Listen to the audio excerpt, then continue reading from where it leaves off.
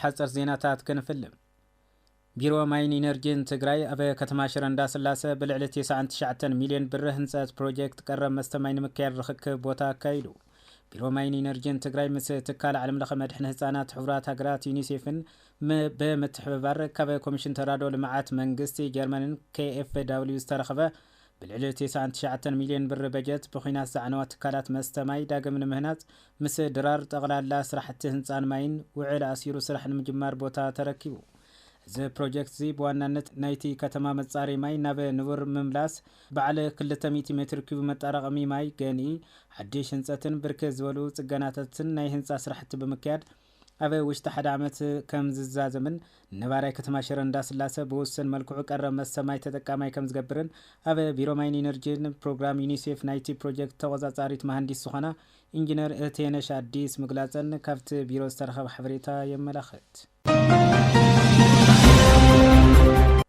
أبيات تمرت تجري داقم نمحواي ببر 10 مليون أبي شوعة ورداتات حجزنا وتتمرت كم استجبره محور المع تجري قريزة بيرو قداس كوميونيكيشن تجري كم زحبرو بمتحبار محور المع تجرين على ملخ بنك أواشن أبي شوعة ورداتات أبي سالسان كل تنابيات تمرتي ببر 10 مليون تصريح زوهب حجز ديسك 9 ميتي تسليم ساليدا خل ميتي ومبر حدميتي ترابيزا حدميتي أبي مغلا كبابي SOS سنسرع ترخكب أبي استجبر الليو محور المع تجري دايركتور تمرتن سلطنان أيتا ترفنه هيمر كم زي جلسوا تمرت تجري زبط حقودات بزح مخانو بمجلات تمرت تجري نمحواي زجبار زلو حجزا مسكينهم كبلتا حبريتا ملخيتو حوية تمرت تجري نمرقاز مداركتا أكالات بركتهم كحيلو أيتا ترفنه ساوعي تغريبهم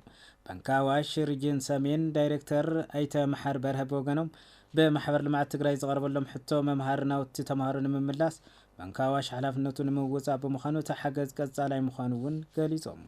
ولدوناي مناص ناي كل حلافنت يزولتهم دايركتور سب هافتن فاينانس تكالاتن حجز كغبرو صويعم كبل قدات كوميونيكيشن تجراي صفتيبو محور اللمعات تجراي مس SNV بريج بلاس زتبالة تكالن نيزرلاند من محدار كتما عدقراتن بمتحببار أبا كتما عدقرات أبا تشعته منقستاوي أبيات تمرتي شديش تشحن 300 هزانات تربح تسقبر مقبنا كمز جمره حابيرو أفت مجمار مقبنا سرخبو كنتيبا كتما عدقرات ايتر دايقرز كير كم زيبلو 500 كتما من محدار بمدلاو مس محور لمع التقراي بحبار بمخان 3 مليون بر وزاي بمقبار نشديش تشحن 300 هزانات تربح تسقبر كافتم وسنت بروغرامات أفكر ميت تسرع بروجكت مقبنا صبان هزانات مخانو قاليزوم من محدارتا كتما مس محور لمع التقراي أبي مقبنا هزانات راح زي كونس هنصات خفلي خلاي بركي بيت مرتون الناس رح كم زركب زحبرو ايترداي كساب حزين هنصات زخون 3 مليون بر كم زوزن وسيخو مارديوم زوا مبراق متحور محور المع تجراي ايتا تاخلت تسفاي كم زبلو ات بروجرام مقبنا محور المع تجراي مس من محدارتا كتمان مس SNV بحبار بمخان زواهب زلو خيدي خوينو اب سومن 3 غزه بانن كوبايا رغون كم زخونه اغنزيوم جنسايداوي كينات تجراي أبي هزاناتنا عديتاتنا عبي بسلا قديفو سلاز خدا نزي نمكححس محور المع تجراي بوانا نتا هزاناتنا عديتاتن تخرت غيرو كم سرح توم متحابر وسيخم حابيرو هفت مجمار مقبنا أمرار حابيات عيو بيت عدي ولدي تمهرون ممهران كم سرخبو تافليتو علم لخا معلتي صعدا ريبان صوتو طقعت زيف محبرسب نهنصات ولدو بزول مري حساب ابي كتما عبي عدي تخبيرو افتبع على حلف زفر لمعات كتبان مختل كنتيبا كتما عبي عدن زخنو ايتا زراي حقوس كم زي غلصو قصالنس زلو ولدو كنهانص انت خوينا طقعت دق انس يدو كبلن ابي لعلي دق انس يزبصح صوتو طقعت دما طقعت محبرسب سلازخنه لونانا نمقصالن كم محبرسب سواء مسل دق انس يامرغغاز كسرح يقبايلو أبت معلتي صعدا ريبان نتبع على ملكتان ما بقى الصحف زغربا سيستار سلام مكنن بوغنن علي دك انستيو زبصح صوتا وطقعات دو كبلن دك تبعتي او غن دك انستيو خوينم قالم زحدسلن يمسبلا علم لخ معلتي صعدا ريبان ببرك علم نمبل 34 غزه ببرك تግራይ ድማ نمبل 20 غزه يخبر كم زلون كساب تحساس حدا كم زغصلن قاليتن أفت بعل تفلالي كفال حبرسب تمزابلت وغنات كبيرو دك انستيون زمص وغناتن جبر سناي تكالاتن تساتفت مخانم تفليت له كبل حبريتان ركبن كتما ابي عدي صفتيو ዩኒቨርሲቲ ራያ ሕርሻን ምዝማን ዝሕግዙ ዝተፈላለዩ ምርምርን ማሕበረሰብ ተኮር ስግግር ቴክኖሎጂታት ብትኹረት ይሰርሕ ከም ዘሎ ገሊጹ። እቲ ዩኒቨርሲቲ ኣብ 18 ሄክታር መሬት ቦሩ ዝተባሃለ ምሩጽ ዘርኢ ስርናይ ኣባዚሑ ንሓረስቶትን ካልኦት ተረባሕትን ንምብጻሕ ብዝተዋደደን ዝተወደበን መልክዑ ምስርሑ ሓቢሩ። ምክትል ፕሬዚደንት ጉዳያት ልምዓት መምሕዳር እቲ ዩኒቨርሲቲ ዶክተር ክብሮም ካሕሱ ከምዚ ገለጽዎ። ዩኒቨርሲቲ ራያ ምስቲ ስራሕቲ ምሩጽ ዘርኢ ምብዛሕ ጎና ጎኒ ዘፈር ሕርሻ ንምዝማን መፍራይነት ንምዕባይን ቴክኖሎጂታት ሕርሻ ንምስፋሕን ዓሊሙ ሓደሽቲ ማሽናት መሕረሲ መዕጸድን ካልኦትን ብምትእትታውን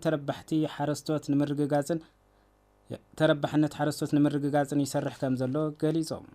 ኣብቲ ዩኒቨርሲቲ ዳይሬክተር ምርምር ርክባት ማሕበረሰብን ሽግግር ቴክኖሎጂን ዶክተር መሓር ሃይለ በግዶም ዩኒቨርሲቲ ራያ መፍራይነት ሓረስቶት ንምዕባይ ዝሕግዙ ጽሬት ዘለዎም ግዘ ከምኡውን ብኽነት ሓይሊ ሰብን ገንዘብን ዝቁጥቡን ዝንክዩን ቴክኖሎጂታት ንሓረስቶት ንምብጻሕን ለውጢ ማሕበረሰብ ንምርግጋጽን ምስ ዝተፈላለዩ ኣካላት ብዝተዋደደን ዝተወደበን መልክዑ ይሰርሕ ምህላው ገሊጾም። ዲን ኮሌጅ ሕርሻን ሃፍቲ ተፈጥሮን ዩኒቨርሲቲ ራያ መምህር ሞገስ አሰፋ ቦገኑ እቲ ዩኒቨርሲቲ ዘመናዊ ቴክኖሎጂታት ሕርሻ ብምጥቃም ኣብ ምርባሕ እንስሳ ምብዛሕ ምሩጽ ዘርኢ ኣትክልትን ፍራምረን ቀለብ እንስሳ ከምኡውን ልሙዕነት ሓመድ ንምሕላው ዝሕግዙ ስራሕቲ ተበጻሕነት ማሕበረሰብ ንምርግጋጽ ይሰርሕ ከም ዘሎ ሓቢሮም። ዩኒቨርሲቲ ራያ መፍራይነት ሕርሻ ንምዕባይ ዝተፈላለዩ ውጽኢታዊ ስራሕቲ እናሰርሐ ከም ዝርከብ ዝገለጹ ሓረስቶት ብወገኖም ሓረስቶት ተረባሕትን ምግባር ዘፈር ሕርሻ ምዕባይ ካብ ዝተለመደ ኣሰራርሓ ብምውጻእ መፍራይነት ንምዕባይን ዘመናዊ ቴክኖሎጂታት ሕርሻ ብምስፋሓት ብምትእትታውን ምጥቃምን ከም ዝግባእ ገሊጾም ክብል እቲ ዩኒቨርሲቲ ጸብጺቡ። ማሕበር መታዕቢቲ ደቂ ዛላምበሳ ልዕሊ 340,000 ብር ንዝተጸገሙ ወገናት ሓገዝ ሂቦም። እቲ ደገፍ ብሓልዮት ኣብ ዝተፈላለዩ ክፋል ዓለም ዝነብሩ ማሕበር መታዕቢቲ ደቂ ዛላምበሳ ዝተገበረ ከም ዝኾነ ተሓቢሩ።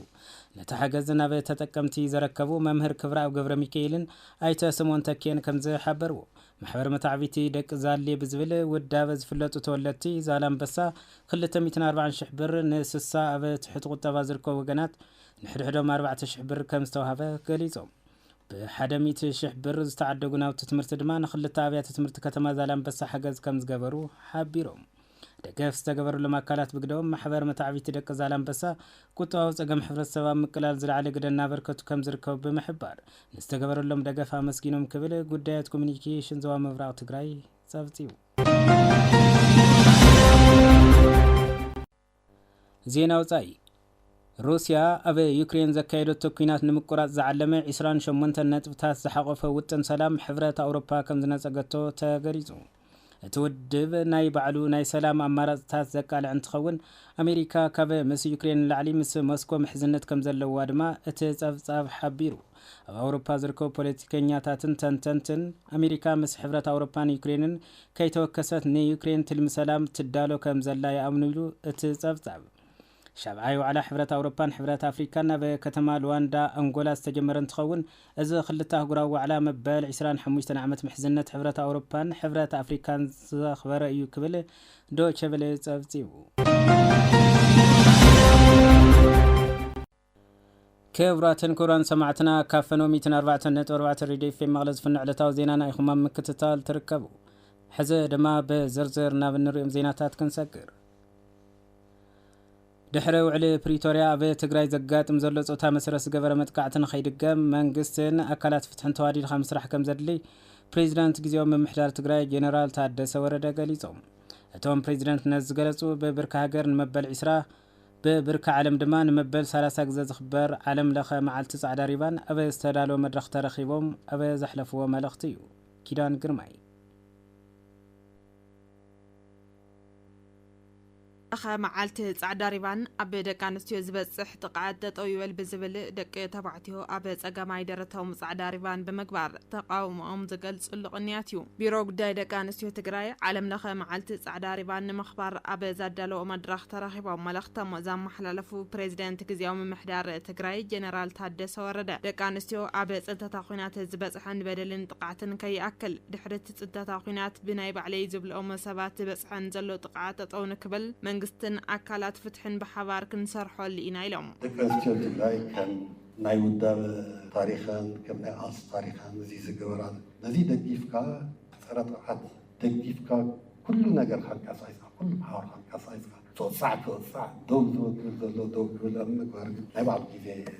وسيد زي اللي دكانستيو تتقعت في تخينات خوينا تجمع تماسا الملكات ترى خلاي زي المهنات زي المقبر بوغن منقستي بوغن نت دماتنا يفتح أكلات كقات كله ممرات هنا مصعب قبل كله عالم لخ قنيات صعدا ريبان بزتفلالي نطفاتات نمحبرسب جنزابه بمفتارن طقعات الزيف ولدو بمهناصن اب ملا كابتات تግራይ كم زخبر حلافيت بيرو غداي دق انستيو تግራይ ويزرو كيروس حاغوس غليصن معلت صعدا ريبان كاب حدار 16 كساعه تحساس حدا بزتفلالي نطفاتات سرح ناي ميديا شفانن እንዳረኸበ ግንዛቤ ሕብረተሰብ ዝዓብየሉን ጥቅዓት ዝጽየፍ ማሕበረሰብ ብምፍጣር አካልቲ ንህፃናትን ደቂ ኣንስትዮን እትምቹ ትግራይ ናይ ምፍጣር ወፍርና እዩ እዚ በዓል እንትነኽብር ብኣማይ ተሽሓት ዝቁፀራ ደቂ ኣንስትዮን ህፃናትን ንሓሙሽተ ዓመታት ብቁርን ፀሓይን ዝሳቀይሉ ንሕና እንዳሃለና ኣዴታትናን ኣሕዋትናን ኣይድፈራን ብዝብል ብዓሰርተታት ተሽሓት መስዋዕቲ ዝኸፈሉላ ትግራይ ዋላ ቁፅሮም ውሑዳት ይኹኑ ሕዚ እውን ህፃናት ደቂ ኣንስትዮ ዝደፍሩ ሰብ ሓዳሮም ኣንስቶም ብግፍዒ ዝቐትሉ ኣካለን ዘጉድሉ ዝረአይላ ትግራይውን ንርአለና እዚ ንስነ ምግባር ተጋሩ ዘይምጥን ተግባር ግዜን ተሃብና ኩልና ናይ ሕብረተሰብ አካላት كنوجزون كنصيفون يجبا تن حلافي توسخان انت قلصا جبن زفصمو تخاتلكم فتح كلو زغبارخم اكلات يمسكن دحر مبال غندما حزون زتعرف نجار سلازولو زين مكل خال خلو حقا زي كون كم زغبا حبيرن بزغاطامي ببوانو از فصمو طقعاتات ወንጀል ስፈጸሙ አጻሪኩም ስጉምታት በሙሳድ ፍትሒ ዘረጋገጽኩም ናይ መንግስት አካላት ከመስግን ይደሊ ይኹን እምበር ሕዝውን ወንጀል ጥቃዓታት ተፈጺሙ ብዝተፈላለየ ምኽንያት ፍትሕን ፍትሓውነትን ዘጓዱሉ አካላት ቁጽሮም ውሑዳት ስለዘይኮኑ ደቂ ኣንስትዮ ትግራይ ብሕጊ ዝተወሃበና መሰላት ተጠቂምና ብውልቀን ብውዳበን ብምቅላስ ተሓታትነት ክረጋገጽ ጸቕቲ ክንፈጥር ትጽቢት ይግበር حزون زلونا شجرات تفتحوا سممعنا وعلي بريتوريا باستمالة من قدي أب تكبار انتو علي ኢኮኖሚ ዓቕሚ ደቂ ኣንስትዮ ንምብራኸበ ዝግበር መንቅስቓስ ኩሉ ክፋል ሕብረተሰብ ሓጋዝ ክኸውን ይግባኢሉ ኢንስቲትዩት ስግግር ሕርሻ ኢትዮጵያ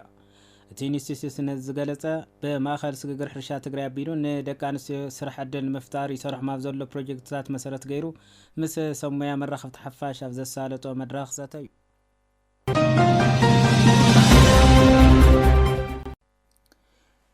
ኢኮኖሚያዊ ዓቕሚ ደቂ ኣንስትዮ ንምብራኸበ ዝግበር ምንቅስቓስ ኩሉ ክፋል ሕብረተሰብ ሓጋዛይ ክኸውን ይግባኢሉ ኢንስቲትዩት ስግግር ሕርሻ ኢትዮጵያ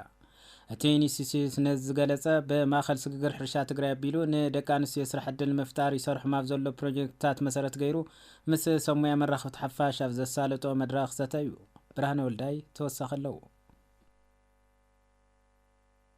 ኢንስቲትዩት ስግግር ሕርሻ ኢትዮጵያ ኢኮኖሚ ዓቕሚ ደቂ ኣንስትዮ ንምብራኽ ኢዋስ ዝተባሃለ ፕሮጀክት ሓንፂጡ እናሰርሐ ከም ዝርከብ ኣብ ኢንስቲትዩት ስግግር ሕርሻ ኢትዮጵያ ጨንፈር ትግራይ ላዕለዋይ ክኢላ ምትእስሳርን ምልላይን ዕዳጋ ኣይታ ሰፋ ሽፈራው ሓቢሮም ስግግር ሕርሻ ኢትዮጵያ ጨንፈር ትግራይ ኣብ ናይ ክላስተር መፍርያ ሓረስቶት ማእኸል ገይሩ ይስራሕ እዚ ግን ናይ ስራሕ ዕድል ፈጠራ ማእኸል ዝገበሩ ፕሮጀክታት ኣለዉ ሓደ ኣደይ ዝበሃል ፕሮጀክት ኣለና ተኻልኣይ እንደገና ዘራኸበና ኢዋስ ዝበሃል እዩ ኢዋስ ማለት ኣብ ናይ ደቂ ኣንስትዮ ልምዓት ስራሕ ፈጠራ ማእኸል ገይሩ ዝሰርሕ ፕሮጀክት እዩ ናይ ደቂ ኣንስትዮ መነባብሮ ንምምያ ኢኮኖሚ ምዕባለ ከምፃ እንደገና ኣብቲ ናይ ከባቢ ዘሎ ሕብረተሰብ እውን ሃፍቲ ተጠቂመን ዓርሰን ዝኽእላሉ መንገዲ ማእኸል ገይሩ ዝሰርሕ ትካል እዩ ዘሎ ማለት እዩ እቲ ፕሮጀክት ደቂ ኣንስትዮ ዝሓሸ ኣታዊ ንኽረኽባ ኣብ ውድባታት መጥሓን እኽሊ ምዕሻግ መዓረን ሸምዕን ከምኡ እውን ምድላው ኣሕመልቲ ዕዳጋ መሰረት ገይሩ ከም ዝነጥፍ ዝሓበሩ ኣይተሰፋ ተፈጻምነት እቲ ፕሮጀክት ድማ ኣብ ወረዳታት ክልተ ተውላዕሎን ራያ ዓዘቦን ከም ዝኾነ ገሊፆም ወረዳ ክልተ ተውላዕሎን ኣብ ወረዳ ራያ ዓዘቦን ይሰርሕ ኣብ ወረዳ ክልተ ተውላዕሎ ኣብ መዓርን ኣብ ናይ መጥሓንን ማእኸል ገይሩ ይሰርሕ ኣብ ራያ ዓዘቦ እንደገና ምስቲ ናይ ተረፈ ምህርቲ ናይ ኮሚደረን ኣትክልትን ኣሕምልቲ ፍራምረ ምህላዩ ደቂ ኣንስትዮ ተወዲበን ኣብ ናይ ኮሚደረ ሳልሳ ይኹን ዝተፈላለዩ መንገዲ ይሸጣሉ ናውቲ ተዋሂቦን ምህርትና ኣከባቢ ንዕዳጋ ዘቕርባሉ መንገዲ ዘብል ማለት እዩ እቲ ደቂ ኣንስትዮ መሰረት ገይሩ ዝሰርሕ ፕሮጀክት 200 ተጠቀምቲ ወገናት ኣብ 17 ውዳዋታት ከም ዝሓቐፈን ዘድሊ መሳርሒታት ድማ በቲ ፕሮጀክት ከም ዝቐርበለን ዝገለጹ ኮይኖም እቲ ፕሮጀክት ተፈጻምነት ንክህልዎ ድማ ግደ ሚድያ ዕዙዝ ከም ዝኾነ ገሊፆም ዓበይቲ መጥሓን ተገዚኡ ማሽን ዝወሃበን ናይ ባዕሉ ሚዛን ኣለዎ መሸጊ እውን ኣለዎ ሕጋዊ ሰውነት ኣቢሉ ተኣጊብና ብድኣንቲ እየን ዝውደባ ብሓራም መጨረሻት ናይ ከባቢ ዘሎ መምሕዳሩን ቦታ ክበን ተራዲና ኣለና ካብቲ ማሽን ተገዚኡ ክመፀለኒ ብመሰረት ናብ ስርዓት ኣቲማት ብሓፈሻ ናይዚ ኢዋዝ ፕሮጀክት እዚ 200 ተጠቀምቲ ኣለዎ 17 ውደባ ኣለዋ ምስ ናይ ራያ ዓዝዋ ሓዊስና ስለዚ 100 ደቂ ኣንስትዮ እየን ካብቲ ረቕሓ መመልመል እንደገና ብዋናነት ስራሕ ስኡን ትኾን ኣለዋ ትኸባቢ እውን ትነብር ኣለዋ ካብኡ እንደገና ዕድመ ካብ 18 እስካብ 35 ዕድመ ዘለዋ ደቂ ኣንስትዮ ጥራሕ ኢና ዚ ፕሮጀክት ዝኣትያ መናእሰይ ካብ ስደት ካብ ዝኸይድ ናብረን ከም ማሓሻ ዝተቐረፀ ፕሮጀክት ስለ ዝኾነ መዳርግቲ ኣካላት እንደገና እቲ ናይ ኢዋዝ ፕሮጀክት እንታይ ማለት ግደ ሚድያ እንታይ ክኸውን ኣለዎ ግደ ሕብረተሰብ እንታይ ክኸውን ኣለዎ ዝብል ነገር ተራኺብና ዘለና ማለት እዩ ዘዘራረብናየን ተጠቀምቲ እቲ ፕሮጀክት ዝኾና ወገናት ብዝተፈጠረለን ዕድል ስራሕ ጉሳት ከም ዝኾና ምስ ገለጻ ንኻልኦት ስራሕ ዘይብለን ወገናት መሰለ ዝዕድል ተጠቀምቲ ንኾና መንግስታውን ዘይመንግስታዊ ትካላት ሓገዝቲ ንክኾኑ ፀውየን ስመይ ስላስ ገብረየስ ይባል ካብ ጣብያ ድጉ ኣብ ፋብሪካ መጻረይ መዓር ማለት እዩ ኣብዚ ዕድል ተጠቃሚ ስለለኾንኩ ሕጉስቲ እየ ዓቕምለኒ ትምህርቲ ለና ህልው ኩነታት ስለለሓዘና እምበር ንውሽጣዊ ዓቕሚ ክጥቀመሉ ስለዝገበረኒ ሕጉስቲ እየ ወረዳ ጸጋ ገብረ ጭርቆስ ይባሃል ደመጻኽሉ ጣብያ ውል እዩ ድዋ መጥሓን ተሓጓሰ ወሰን ይውል ደቂ ኣንስትዮ ከማይ ቆልዓ ሒዘን ዳ ወለደን ተጸጊዐን ክነብራ ዝኽእላ ብዝተወሰነ ጻዕሪ መዓር ገይረን ናይ ባዕልተን ስራሕ ክፈጥራ ክብድደኒ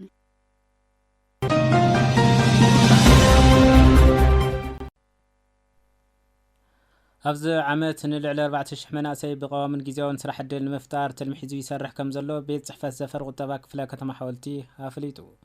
ዝተወሰኑ መናእሰይ ምስ መዳርግቲ ኣካላት ስልጠና ክወስዱ ብምግባር መስርሕ ቦታ ምድላው ከም ዝርከብ ድማ ሓላፍት ቤት ጽሕፈት ኣይተ ኣማኒኤል ወልደ ማርያም ገሊጾም ተወሰኸለን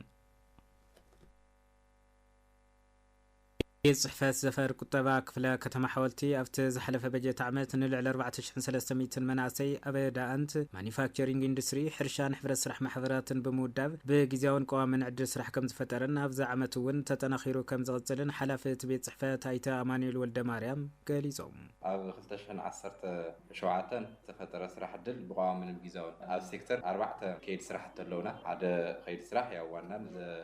ከይዲ ስራሕ ዳኣንት እዩ خلاي مانفاكتشرينج اندستري سالساي كيد سرح رشاي راعي كيد سرح حبر السرح محاور انتخان أو كيد سرح دان 3 كلتا 200 ساعة كلتا بقاوم جيزاون أما مانفاكتشرينج 500 ساعة كلتا بقاوم جيزاون أو حرشة جيزاون قوامن 433 أو حبر السرح محاور 3 حد قوامي وصاري يوم زياتهم تناي حبر السرح محاور زلوا توغصور مويا مسرت زغورت وداديرهم زحلفوا بدمر زياتهم يوم توم أبزي عمد زحلف عمد كلتا شن 10 شوعات زي تفتر سرح الدن مالتي عبجت عمت 2018 عام دما بتمساسالي او 4 خيد سرحتي نا 4340 شعات مناسي بغيزيون قوامن عد سرح المفتار تلمته تحيزو يسرح كم زلو زغلصو ايت امانيل كباتهم نتوم 340 شعات مناسي بقوام عد سرح كم استفترلومن مس مداركتا اكالات بمخان سلطنا كوسدو بمغبار سرح نمجمار مسرح بوتا تنصيرو مدلاو كم استزازمن ارديوم أبزي نهزنا يخلتش مع 18 بجت عمد 4340 شعات سرح الدل بقام بجزاون المفتار أو 4 كير سرح المفتار حزنا توكسنا لنا زي كم بقس حزنا خيرنا لنا كهذا خدنا يخيارو 340 شعات بقامي هذي شبوت سرح الدل بقام سرح الدل فتير لهم 4 ناب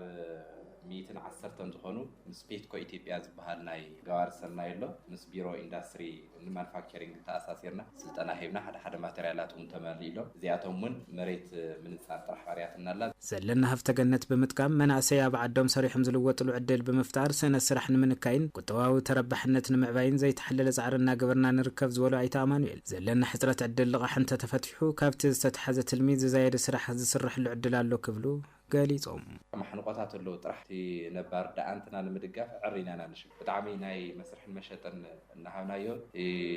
تقال لاي تملس تقال لاي منم نجر كي حدز مساكل غوديلو منم تبحال نجر زيولو ناي لقح زبحال صقمني سلازي لقح ندحر تفاتيحو كاوز حزنا يزنينا تلمبل علون كن نخل كاوز 4340 شعات حزنا يزنينا كاوبل علون مخان نخلا زحشه كاوز حزنا يزنينا ما اخلنا مناسي غيرنا تخرتنا هذا من انا سن مغاري لزي اغيرنا افتغنتون متلاش ميرنا لنا زين بدين تخنا زحشه صراحه نصرحنا زلمنت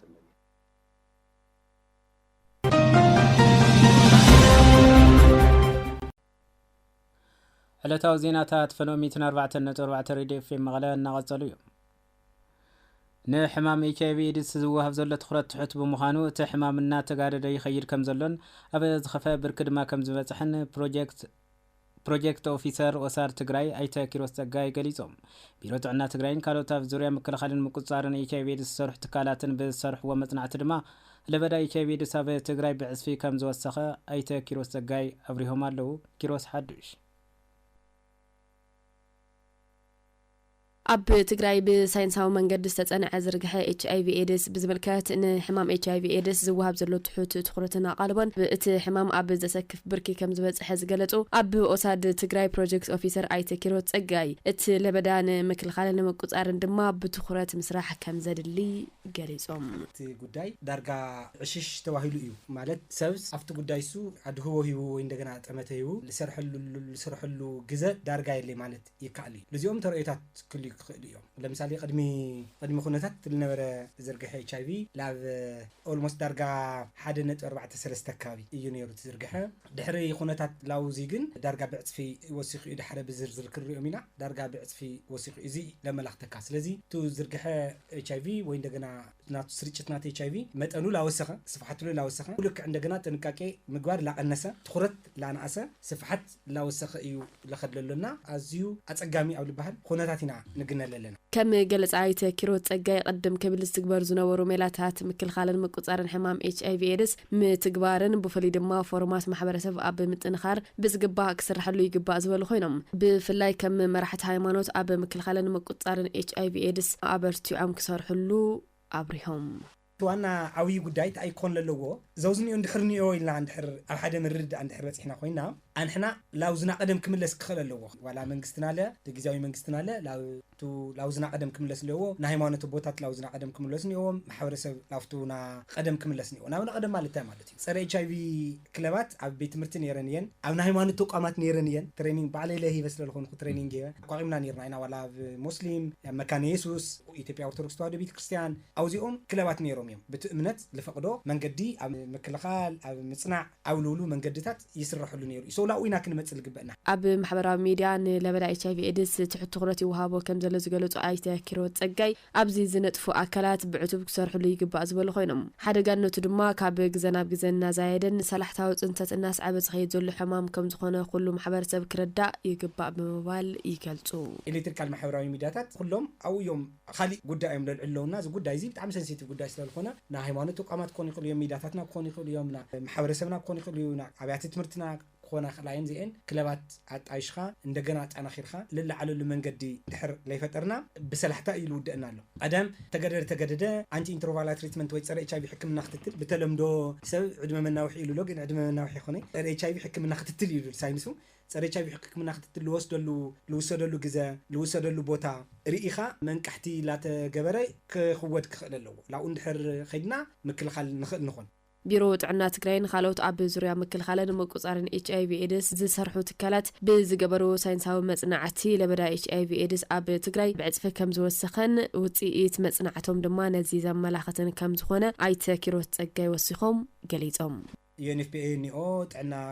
ቢሮ ክልል ትግራይ ነው መቀለ ዩኒቨርሲቲ ነው እዚኦም ዳሳስ አካይዶም ነይሮም ጽናዕት አካይዶም ነይሮም ኣብ ትግራይና ጽናዕት እዩ ፋይንዲንግ ተገኒዎ ደሎ ኣብ ፋይቶት ወይ እንደገና በተለምዶ ኣብ ሴተኛ ዳሪና ንጽውዕን ኣብ ፋይቶት ውሽጢ ዳርጋ 8 ሚእታዊ ዝርግሑ ኡሉ ወሰኸም ሓደ ሃም ማሕበረሰብ ዳርጋ ላብ 3% አካባቢ ሓፍም ልበል ሃም ማሕበረሰብ ንወስድ ተለና ጾታዊ ጥቃት ልባትና እንደገና ዝርግሑ ልክ ሃምቱ ኣብ ፋይቶት ለሎ ኣብ አይዲፒና ውሽጢ ጥቃት ልበጽሕን መላእ ትግራይና እንደገና ልቱ ሓደጋ ተጋለጽቲ ምዃነን ዳርጋ 8.5% አካባቢ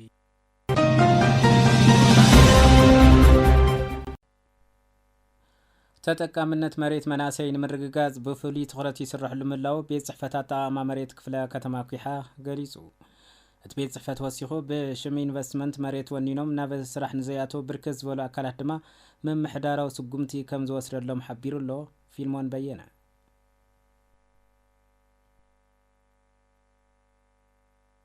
ሓላፊ ቤት ጽሕፈት ኣጠቃቅማን ምሕዳራን መሬት ክፍለ ከተማ ኩሓ ኣይተገብሩ ገረ መስቀል ብሰንኪ ጽንተታዊ ኩናትን ፖለቲካዊ ቅልውላው ትግራይ ቅድሚ 6 ዓመታት ብርክት ዝበሉ መንኣሰይ እታ ክፍለ ከተማ ሳይት ፕላን ሒዞም ዛጌድ ተጠቀምቲ መሬት ክኾኑ ይከኣሉን ዝበሉ ኮይኖም በዚ መሰረት ድማ ምስ ላዕለዎት ሓለፍቲ መንግስቲ ብምርድዳ ሕቶ መሬት መንእሰይና ንምምላስ ብዕቱብ ንሰርሕ ኣለና ክብሉ ገሊጾም ብ2011-12 ሳይት ፕላን ሒዞም ነገር ግን ኣብ ዘይተኻሓሰ ናገበር ቦታ ወፂሕዎም እስካብ ኸዚ ተመሓዳና ለ 5-6 ዓመት ኢሎም ጥርዓናት أزيم لخيرو سودما يا بترجع من حساب قد إلى زواينا صحيفنا نلخو جن مزنا ركنات كم تفلت أخر حساب زي من وارو سايت راح أو يدوم حزام نجر جن زيتهم محاضرو زي ترعنات قصيليو بو مسرد دما خزي حدث من حزنا خزي خلت شيء عسرت شمونتي يا ولك نخحس أقدمكم عكم لاقطهاينا ما دوريدنا له بو طبعا ما يصير عكنا ودينا كاوي سيسان حدا جبرات عكنا 250 مليون مزينا له خزي منجستي حسان تشفلنا طلع لك فلك تمنا زلو كبابي 7300 زلو نمناسينا محاضرو بيننا نحس ኣይተገብሩ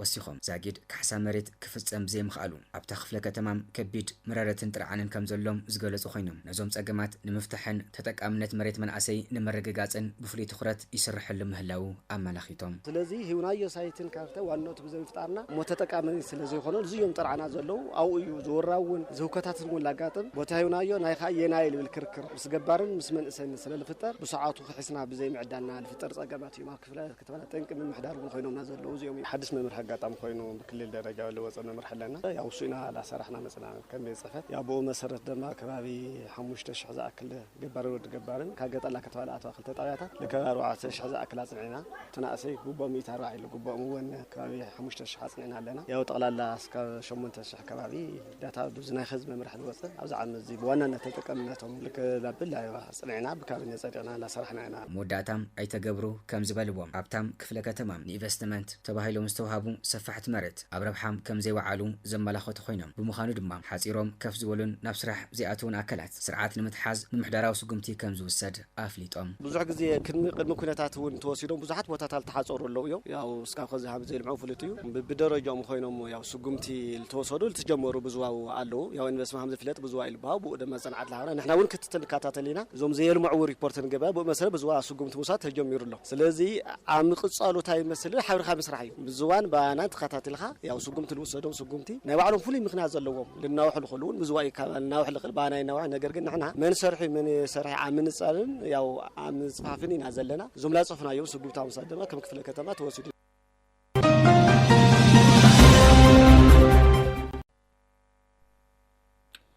ኢኮኖሚ ትግራይ ናብ ዘሐሸ ብርኪን ምብጻሕ ሕበ ዝተዋፈረቀሉ ስራሕ ዕውትነት ካብ ምርግጋዝ ይክብሉ ዋና ማሕዳር ዞባ ምብራቅ ትግራይ ዶክተር አብርሃም ሓጎስ ገሊጾም ወረዳ ጽራ ወንበርታ ኣብ ስራሕ ታፍት እንስሳ ከተማ ሕርሻን ዝተዋፈሩ ሓረስቶት በወገኖም ንዕውትነት ስራሕ ካብ ዝምልከቶም መንግስታዊ አካላት ፍሉይ ቆላሕታን ክትትልን እንጠልብ ክብሉ ሓቢሮም ሚር ደሞዝ ተወሳኺ ኣለዋ ኣብ ከተማ ኣጉላዕ ወረዳ ጽራ ወንበርታ በስራሕቲ ሃፍቲ እንስሳን ተዋጽኦ እንስሳን ዘመሓደሩን በስራሕቶም መርኣያ ዝኾኑ ሓረስቶት ወይዘሮ ሙሉእ ምሩጽ ኣይተ መኮነን አብርሃን ኣይተ በርሀደስታን ስራሕቲ ልምዓት ጸባን ውጽኢት ጸባን ካብ ዝጅምሩ 20 ዓመታት ዘቑፀሩን እቲ ስራሕ ብ10 ሰባት ዝተጀመረ ምዃኑን ዝተፈላለዩ ጸገማት ተጻዊሮም ስራሕቶም ይውግኑን መርኣያነቶም ኣጠናኺሮም ዝቐጸሉ ሓረስቶት ምዃኖም ሓቢሮም ካብ ማሕበር ወጻውን ክስካብ 2000 ሕቶ ብድምር ክስካብ 5000 ሊትሮ معلتي زحلولو كتما إيماتي كم كتما أقول صالح هيبن رجوع هيبن خالق هيبن تحرد سجاتات هيبن ين كفتن كفت السنة مالتي تسأجم ناتو عدنات تسأجمن يساتن لقيت تسأجمن وزين أو درجة زي بتسيها أنا ما أخلاه وناني بعتها فتي تشجع رأيه من قست ذهبنا حنت لحمي بقى بيله كاز حزينة صراحة في صني حلقه بزحات يا شيء حزو كاسر جزا خراي فتي جزا خراي نيرنس نايم راقت بوتان يرنفتي شديش تم راقت شيء أيام حزل مقينة صان زي بوتان من تايخته فمسر جزاون وصايله ከተማ ኣጉላዕ ብፍላይ ድማ ወረዳ ጽራ ወንበርታ በጸባ ላሕሚ ኾነ ብከተማ ሕርሻ ብኣመራርሓ ክልልን ፌደራልን ኣፍልጦን ምስጋናን እናረኸበ ዝመጸ ወረዳ ምዃኑ ዝገለጹ እቶም ሓረስቶት ካልኦት ወገናት እውን ናትና ኣሰር ስዒቦም ናብርኦም ክልውጡ ይግባእ ክብሉ ገሊጾም ስለዚ እዚ ናስራሕና ንመጽ ተለና ብዙሓት ስልጣን ብዙሓት ሰባት ላረኢና መጽኦም እዮም ከመ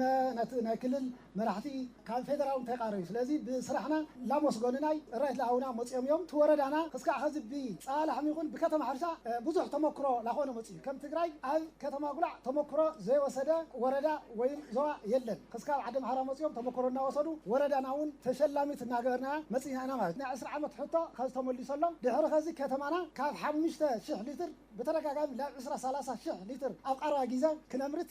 ዕዳጋ ቁረ ኸይደ ማለት እዩ ኣብ ምንታይ ግን መጽሔት ተሸጣት ሸይጠንዋ ቅርሸይ ሒዘየ ታን ከፍተ 12 ከፍተ ገዛይነዋ ጻባ ይሰት ጠስመ ይበልዕ ስጋ ይበልዕ ኣወዳት ይሓርዶም እየ ተደልየ ይሸጦም እየ ከማይ ለለኽን ጭቁናት ነበርኽን ደቂ ኣንስትዮ ከማይ ክትኾና ክመክር ይደሊ ከማይ ኩና ጸገም ሓላፊ ተሰሪሕ ከዓነ መራሒ ስድራ እየ ተስዓይ ክልተ ይስኣየቶ ሰውዩ ደቂ ባጽሐ ደቂ ምሂረ ሞያ ገይረ ደቂ ሰሪሖም ገዝኦም ኣነ ገዛይ ሰሪሐ ሕጉስቲ እየ ስለዚ እቲ ስራሕ ጽቡቕ ነይሩ ግን ናይ ቦታ ጽበት ግን ክንዲ ዝድልዕ ቤት ከዓበይ ይኽኣልኩን እዛ ጸባብ ቦታ እዚኣ ይነብር ኣለኹ ማለት እዩ ምስተን ከፍተይ ምስቶም ስድራይ እዚኣ ተጸግሚና ብሓደ ንነብር ኣለና ማለት እዩ ዋና ኣመሓዳሪ ዞባ ምብራቕ ትግራይ ዶክተር ኣብርሃም ሓጎስ ብወገኖም ኢኮኖሚ ትግራይ ናብ ዝሓሸ ብራኸ ንምብጻሕን ውጽኢታዊ ምዃንን ወሳኒ እዩ ድሕሪ ምባል ዘድሊ ሓገዝ ከም ዝገብሩ ድማ ሓቢሮም ዋና ጉዳይ ሰሪሕኻ ውጽኢት ኣምጺኻ ንባዕልኻ ተረቢሕካ ንህዝብኻ ምርባሕ ብዓብዩ እንደገና ኢኮኖሚ ትግራይ ናብ ዝሓሸ ብርኪ ምብጻሕ እዩ እሞ ሰናይ ስራሕ ክትሰርሑ ኢኹም ኢልና ተስፋ ንገብር ኣብ ትገብርዎ ኣጠቓላሊ ምንቅስቓስ ካብ ዞባ ምምሕዳር ዝከኣለና ኩሉ ደገፍን ምትሕብባርን ከም እንገብር እውን ክነረጋግፀልኩም ንደሊ ወረዳ ጽራዕ ወንበርታ እውን ዝሓሸ ደገፍን ሓገዝን ከም ዝገብሩልኩም ሙሉእ እምነትና እዩ እቶም ሓረስቶት ንብርክት ዝበሉ ዓመታት ኣብ ስራሕቶም ማሕነኦ ኮይኖም ዝጸንሑ ክፍተታትን ሕቶን መልሲ ክረኽቡ ብምኽኣሎም ንቐጻሊ ዝበለጸ ስራሕ ንኽሰርሑ ከም ዘጠናኽሮም ብምግላጽ መፍትሒ ንዝገበሩሎም ኣካላት ኣመስጊኖም